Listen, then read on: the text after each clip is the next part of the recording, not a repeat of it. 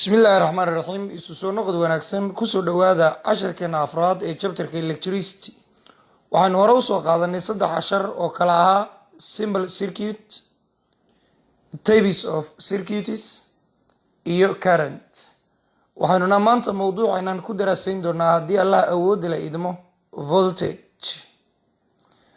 By the end of this lesson casharkani marka uu dhamaado the learner should be able to bartuhu waxa uu awood u yeelan doonaa explain inuu sharaxaad ka bixiyo the meaning of voltage macnaha voltage use inuu isticmaalo voltmeter saacadda voltbega to measure si uu u cabiro the voltage xooga korontada way voltage waxa tiraahdaa just like a pressure waxa uu ka dhigan yahay cadaadiska ama awoodda korontada dhaqaajinaysa haddaba voltage also called oo sidoo kalena loogu yeero potential difference voltage oo sidoo kalena eray ahaan aan dhihi karno potential difference oo PD ah across the circuit is an electrical force wa awoodda koronto needed loo baahan yahay to make inay ka dhigto current flow through it in korontadu circuitka ama mareegta ay dhex marto awoodda suuro gelinaysa ayaa waxaa lagu magacaabaa voltage dabcan electronada awoodda dhaqaajinaysa ayaa la yiraahdaa voltage. The SI unit of voltage halbeega caalamiga ee voltageka is volt waxaanu ku magacaabaynaa volt oo loo soo gaabinayo v dabcan waxaa loogu magac daray volt saynisyahanka la yiraahdo Alexander Volt oo ah saynisyahankii dabcan soo saaray ama ikhtiraacay bayteriga way voltage is measured waxa lagu cabiraa an instrument aalad ama device known as device-kaas oo loo yaqaano voltmeter dabcan volt waa halbeegii waa voltiska dabcan meterna waxay ka dhigan tahay beegid ama cabiraad halka volt unitkeenu ay voltmeter marka waxay noqonaysaa voltabeg waa saacadda cabirta voltiska ama awoodda koronto ee meel ka jirta ay cabirta dabcan saacaddan voltbega sawir ahaan ama picture ahaan waa sawirkan inoo muuqanaya halka tan waxaa tiraahdaa dabcan waa picture waa sawirkii electrical symbol-keedana waxaynu ku soo qaadanay calaamadaha korontada markaynu soo baranaynay calaamadeediina waata ooy how to connect voltmeter in a circuit sidee loogu xoreeyaa circuitka dabcan in a parallel waxaa loo xoreeyaa parallel haddaynu u fiirsano sawirkan waxaad fiirisaa laambadda iyo saacaddu waxay u xiran yihiin si isbarbaryaal ah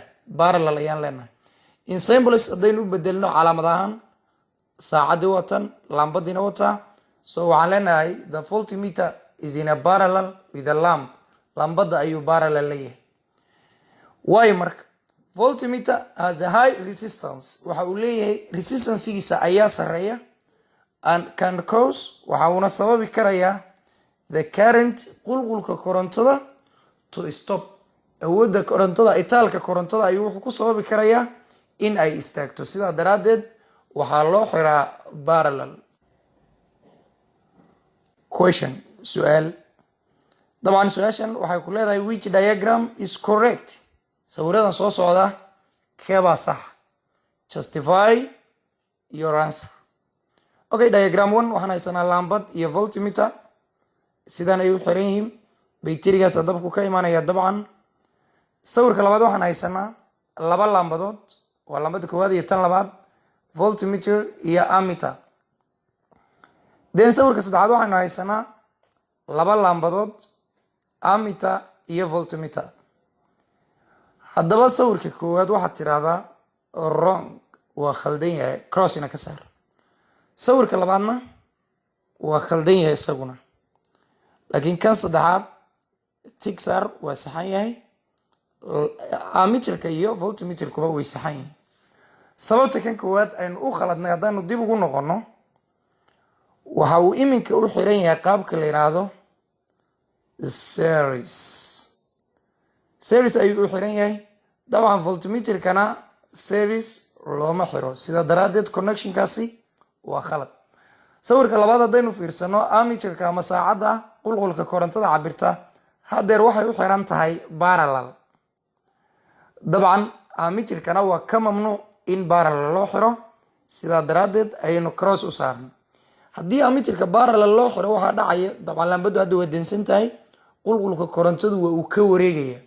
sidaa daraadeed ammeterka looguma talagelin in loo xiro, parallel in loo xiro looguma talagelin. voltmeterka dabcan parallel baa loo xiraa, isagu positionkan waa ku saxan yahay. waayahay sawirka saddexaad haddaan u nimaadno, voltmeterka saacaddaas waxay u xiran tahay parallel, waana loogu talagalay sax. ammeterkana dabcan hadeer wuxuu u xiran yahay in a series, isaguna serieska sax ayuu ku yahay oo waa loogu talagalay. sidaa daraadeed sawirka saddexaadi waa uu saxan yahay, halka sawirka koowaad khaldan yahay, kan labaadna uu khaldan yahay. way voltage in a series and parallel circuits, mareegaha taxanaha iyo kuwa isbarbaryaalka voltagekoodu muxuu noqonayaa. aan ku bilowno serieska. u fiirsa sawirkan, waxaad haysataa laambada koowaad iyo laambada labaad, mid walba saacad baa ku xiran, waa laambada koowaad iyo tan labaad. bayteriga dabkiisu waa 420 volt. 420 volt dabka halkaa kasoo tegayay marka uu yimaado saacadda koowaad waxay akhrinaysaa 12 volt, 12 volt. saacadda labaadna waxay akhrinaysaa 12 volt. halkaa waxaa ka cad 420kii in uu qaybsamay. waxaad tirahdaa voltage is shared, voltageku waa uu qaybsamayaa marka laga hadlayo mareegta u xiran serieska.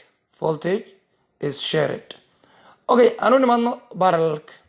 wanaysnaa laambada koowaad, laambada labaad. laambad walba waxaa ku xiran saacadeeda, dabcan saacadda koowaad wataa, saacadda labaadna wata. haddaba waxaad tirahdaa bayteriga waxa uu ahaa voltagekiisu 420 volt. 420ka volt koowaadi waxay akhrinaysaa 420 24 volt. saacadda labaadna waxay akhrinaysaa 420. halkaa waxaa ka cad voltageku in uu yahay say mid isku mid ah marka laga hadlayo mareegta u xiran parallelka. voltageku isma bedelin, waa 420. way question su'aal. isku day su-aashan. dabcan waxaa laga doonayaa voltageka, voltage across each lamp. bayteriga voltagekiisu waa 30, dabcan 30 volt. bayteriga dabkiisa ayaa ah. laambada koowaad voltagekeeda, tan labaad iyo tan saddexaad mid walba meesha bannaan ayaad ku qoraysa. waayahay sawirka labaad, bayterigu waa isla 30. laambada koowaad dabkeeda iyo laambada labaad dabkeeda inta uu noqonayo ayaa lagaa doonaya. casharkeenana intaasaan kusoo gebagabaynaynaa. salaamullaahi calaykum.